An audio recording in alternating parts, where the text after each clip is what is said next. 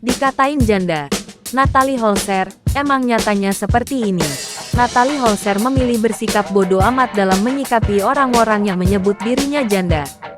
Status janda yang disandang Natalie Holzer ini ternyata menimbulkan komentar positif dan negatif para netizen.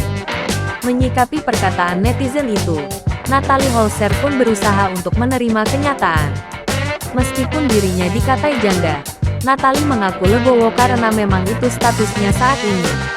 Namun, di balik sikapnya itu, Natalie mengatakan bahwa sebenarnya ada saja yang membuatnya sakit hati. Karena itulah, Natalie Holzer lebih memilih mengambil sikap bodoh amat dan fokus terhadap pekerjaan serta anaknya.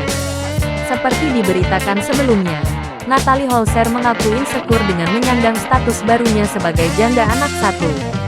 Setelah resmi bercerai dengan Sule, Natalie Holzer lebih memilih menutup diri dari laki-laki. Natalie Holzer bahkan bertanya-tanya kemungkinan masih ada lelaki yang menyukai dirinya atau tidak. Natalie tak memungkiri kerap merasa insecure dengan status janda yang disandangnya. Namun untuk menutupi perasaan tersebut, perempuan 29 tahun ini berusaha terlihat ceria dengan tampil percaya diri dalam